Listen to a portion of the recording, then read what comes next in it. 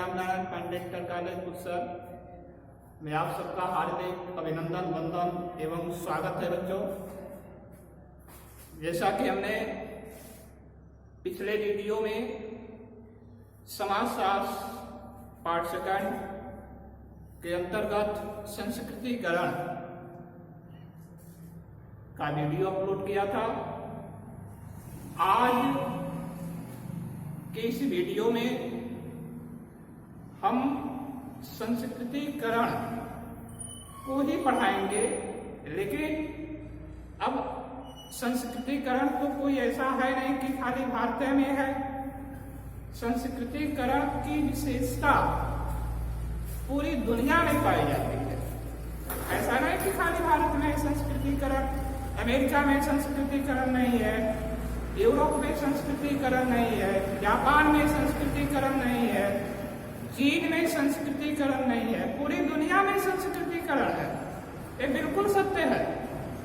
तो अब हम यानी हमारे देश पर कहाँ की संस्कृति का क्या प्रभाव पड़ा?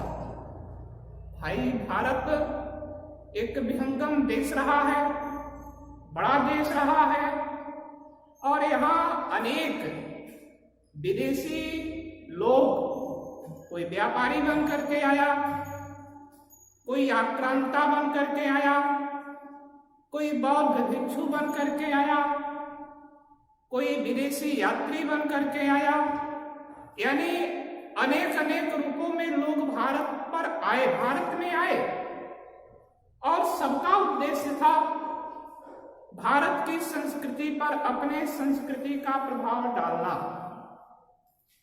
तो अब हम भारत पर अधिकांश पश्चिमी देश के लोग आए, यानी भारत की जो स्थिति है, प्राय आप लोगों को कहा जाता है पाश्चात्य संस्कृति, पश्चिमी संस्कृति।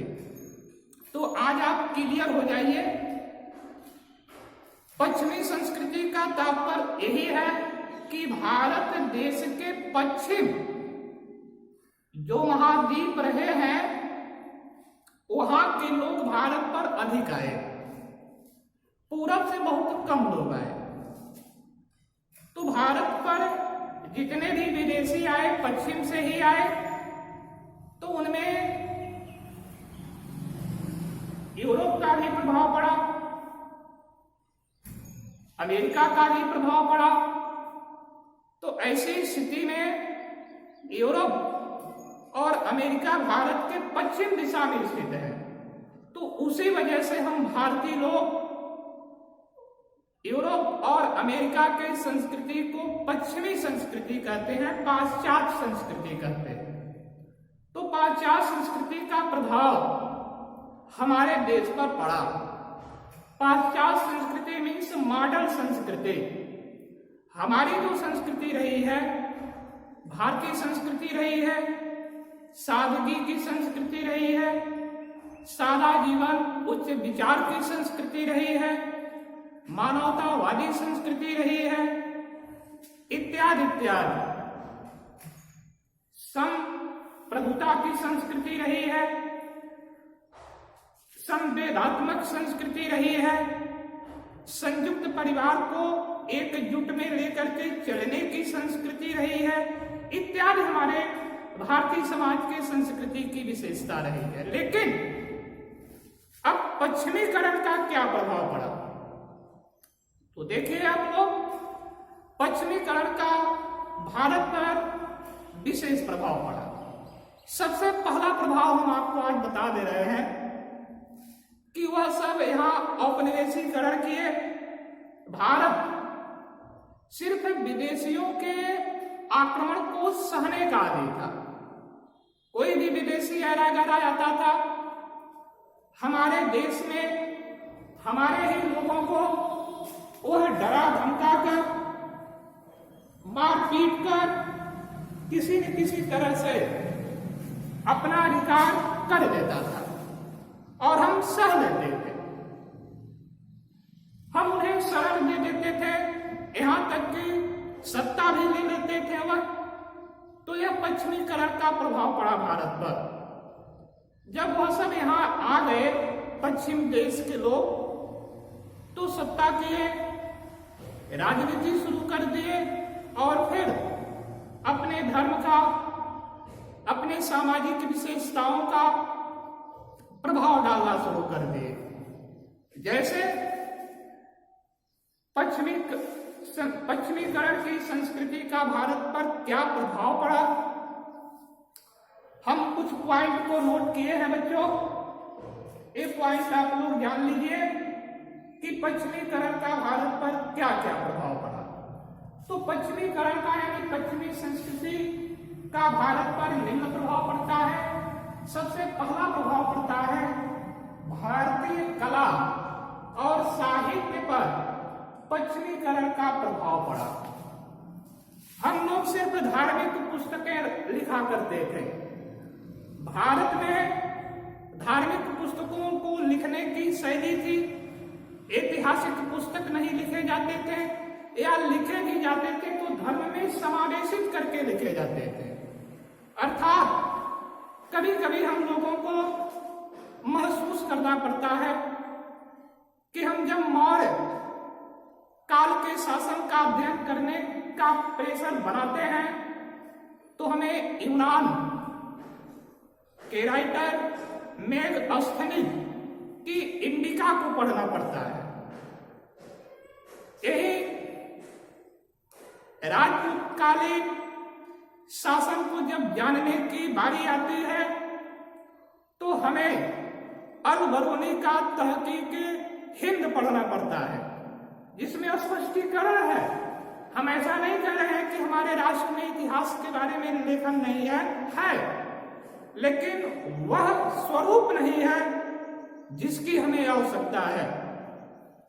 मुगल कालीन विशेषताओं को भी जब जानना होता है तो हमें इब्न बतूता जैसे लोगों के लेखों को पढ़ना पड़ता है, अबू फजल जैसे लोगों के लेख को पढ़ना पड़ता है। हमारे यहाँ भी अनेक संहिताएं रही हैं, साहित्य रहे हैं। पूरी दुनिया जब बोलना नहीं जानती कि उस समय हमारे यहाँ वेद और पुराण लिखे जाते थे, ये सत्य है। लेकिन इसके बाद भी जिससे राष्ट्र का विकास हो, राष्ट्र में एक उन्माद हो, राष्ट्र की प्रगति का एक रास्ता बने, ऐसा लेखन हमारे यहां कम मिलता है। साम दाम दंड भेद की नीति भारत की प्रतिपादित रही है चाणक्य के द्वारा, लेकिन हम उस पर अमल नहीं किए, उस पर अमल विदेशी किए और हमारे ही देश में हम ही को लड़ा करके शासन सत्ता करना शुरू कर दिए। तो ऐसे में पश्चिमीकरण का प्रभाव हमारे देश पर पड़ता है, हमारे संस्कृति पर पड़ता है। वह किस पर पड़ता है? कला पर और साहित्य पर। कला और साहित्य पर पश्चिमीकरण का प्रभाव विशेष रूप से पड़ता है। तो क्या पड़ता है? यानी हमारे यहाँ अनेक साहित्य लिखे गए, अनेक भवन बनाए गए। जैसे कलकत्ता में विक्टोरिया मेमोरियल बना, एक पश्चिमी और भारतीय संस्कृति दोनों का सामंजस्य है उसमें। इसके अलावा संसद भवन का निर्माण होता है, तो अभी पश्चिमीकरण और भारतीय दोनों संस्कृतिकरण की कला का उस पर प्रभाव दिखाई देता है। इस तरह भारत में बहुत सारे स्थापत्य कला के क्षेत्र में, कला के क्षेत्र में प्रभाव पड़ा भारत पर पश्चिमीकरण का। भारत के साहित्य पर भी पश्चिमीकरण का प्रभाव पड़ता है। हम जहाँ कथा कहानी और पौराणिक कथाओं को लिखा करते थे, वहाँ सत्य सही और मार्मिक साहित्य को लिखने की प्रवृत्ति हमारे राष्ट्र के बुद्धिजीवी वर्गों में जगा। जैसे रविन्द्रनाथ टैगोर के अतिरिक्त मुंशी प्रेमचंद, भारतेंदु हरिश्चंद्र, गांधी इत्यादि जैसे लोग पश्चिमीकरण, पश्चिमी शैली से प्रभावित हुए और अपने यहां लेख लिखने की एक मुहिम छेड़ी। तो हमारे साहित्य पर पश्चिमी साहित्य का प्रभाव पड़ता है। शेक्सपियर से हम प्रभावित होते हैं, मैकियावेली से हम प्रभावित होते हैं, दांते से हम प्रभावित होते हैं, रूसों से हम भारत के लोग प्रभावित होते हैं। और हमारे यहाँ भी बुद्धिमान वर्ग, बुद्धिजीवी वर्ग, विद्वान वर्ग एक से एक साहित्यों को लिख करके पत्र पत्रिकाओं के माध्यम से राष्ट्र के लोगों के अंदर एक नई चेतना, एक नई ऊर्जा जगाने का काम किया। तो यह प्रभाव किसका पड़ता है? यह पश्चिमीकरण यानी पश्चिमी संस्कृति का प्रभाव भारतीय कला और साहित्य पर पड़ता है। अगला है बच्चों, परिवार संस्था पर पश्चिमीकरण का प्रभाव। परिवार भारत का संयुक्त रहा था। यहाँ एक से अधिक पीढ़ियों के लोग एक साथ रहा करते थे। लेकिन जब पश्चिमी लोगों की जीवन शैली हमने देखा, हमारे राष्ट्र के लोगों ने महसूस किया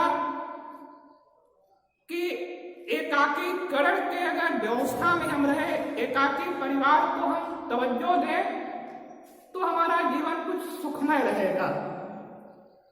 तो भौतिकता की हवस,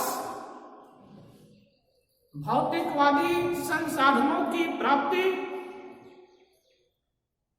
अर्थ की महत्ता के कारण हमारा परिवार टूटने लगता है।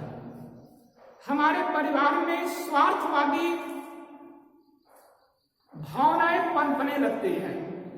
तो ये स्वार्थवादी भावना, एकात्मक भावना, परिवार से इतर होकर के रहने की विशेषता अगर किसी समाज से पाई गई, किसी संस्कृति से भारत के लोगों ने सीखा, तो पश्चिमी संस्कृति से सीखा। अर्थात पश्चिमी संस्कृति ने ही, आप कह सकते हैं, भारत में संयुक्त परिवार पर प्रहार करने का अगर कोई सबसे जिम्मेदार पर्सन रहा है तो पश्चिमी संस्कृति रही है। भाई भाई के पक्ष में नहीं रह रहा है, माता पिता से जुड़ाव हो गया, पुत्र माता से जुड़ाव हो गया, यानी रक्त संबंधों का कोई मतलब नहीं है। अपने स्वार्थ के बारे में, सिर्फ अपने बच्चों के बारे में सोचने की जो विशेषता जगी, परिवार के अन्य सदस्यों को छोड़ दो, वृद्धों का कोई मतलब नहीं। तो ऐसी स्थिति से जो है अगर हम गुजरना शुरू किए तो पश्चिमी संस्कृति के कारण हुआ। अर्थात पश्चिमी संस्कृति ने हमारे संयुक्त परिवार प्रथा को तोड़ दिया, संवेदनाओं को समाप्त कर दिया, पारिवारिक संबंधों को हटाने की कोशिश की, दया और समता के भाव को भी उसने मिटा दिया। तो ये पश्चिमीकरण का प्रभाव पड़ा। अगला है महिलाओं की परिस्थिति पर प्रभाव। ये सत्य है, भारत में महिलाओं का सम्मान किया जाता था, लेकिन ऐसा महसूस हुआ महिलाओं को कि जो स्वतंत्रता, जो समानता, जो अधिकार, जो वैभव, जो सुख और समृद्धि पश्चिम की महिलाओं को प्राप्त है, वो हमें प्राप्त नहीं है। ऐसे में भारत की अनेक महिलाएं आंदोलित हुई और अपनी परिस्थिति को सुधारने के लिए आंदोलन का निर्माण करती है, आंदोलन करती है, जिसका परिणाम भी मिलता है उन्हें। आज स्थिति यह हो गई, जो महिलाएं कभी घरों में सिसका करती थी, घरों में रहा करती थी, आज वह समाज के विकास के पावदान पर खड़ी हैं। मंत्रालय में उनकी उपस्थिति आप देख सकते हो, सरकारी नौकरियों में उनकी उपस्थिति आप देख सकते हैं, railway, police force, pilot, doctor, engineer, अध्यापिका, वकील इत्यादि क्षेत्रों में उनकी भागीदारी अगर बनी है तो यह जान लीजिए आज यह पश्चिमीकरण की संस्कृति के प्रभाव की वजह से हुआ है। अन्यथा भारत की महिलाएं प्रायः घरों में दुबका पड़ी रहती थी, लेकिन पश्चिमीकरण की ओपन खुली संस्कृति ने इन्हें इनके अपने अधिकारों को प्राप्त करने के लिए जगह दिया। फैशन, रहन सहन, खान पान, रीति रिवाज इत्यादि में परिवर्तन हो गया। जो पुरुष कपड़े पहन सकते हैं वह महिलाओं ने पहनना शुरू कर दिया। पुरुष रेस्टोरेंट में जा सकता है तो महिलाएं रेस्टोरेंट में जा सकते हैं। अर्थात आज हम जिसे आधुनिकीकरण कहते हैं वह आधुनिकीकरण का फूल प्रभाव, पूर्ण प्रभाव अगर पड़ता है तो पाश्चात्य संस्कृति के कारण पड़ता है। यह महिलाओं की परिस्थिति में सुधार करता है, प्रभाव डालता है। अगला है उप संस्कृति का उदय। ये उप संस्कृति का उदय का मतलब क्या है? यानी पश्चिमीकरण और भारतीयकरण के बीच का एक अलग पहलू सामने आता है। जो संपन्न वर्ग होते हैं, धनाढ़ वर्ग होते हैं, घरों में समस्त भौतिक संसाधनों की प्रवृत्ति जगती है। विदेशी स्तर पर सामानों की प्रवृत्ति उनके घर में आती है। अर्थात मॉडल बनने में कोई कोर कसर हमारे राष्ट्र के लोग नहीं कर रहे हैं। यह पश्चिमीकरण के प्रभाव की वजह से है। अगला और अंतिम प्रभाव क्या पड़ता है पश्चिमीकरण का भारत की संस्कृति पर? अगला और अंतिम है बच्चों, पश्चिमी जीवन शैली अपनाने वाले वर्गों का उदय। महंगे सोफा सेट, महंगे बेड, लैट्रिन बाथरूम के अलावा garden, balcony, TV set, fridge, cooler, पंखा इत्यादि इत्यादि जो भौतिक संसाधन हम अपने घरों में यूज कर रहे हैं विदेशी शैली का, वह सब पाश्चात्य संस्कृति की देन रही है। आज संपन्न और धनाढ़ वर्ग अपने घरों में स्वदेशी वस्तुओं का उपयोग कम कर रहा है और विदेशी वस्तुओं का उपयोग, विदेशी वस्तु में उसके घरों में कसी पड़ी है। ये पश्चिमी संस्कृति का ही प्रभाव पड़ा है। तो आज के लिए बच्चों बस इतना ही। अगले वीडियो में हम फिर आपको समाजशास्त्र के इसी लेसन से पंथ निरपेक्षता, आधुनिकीकरण जैसे पॉइंट को लेकर के आपके सामने पेश होंगे। धन्यवाद।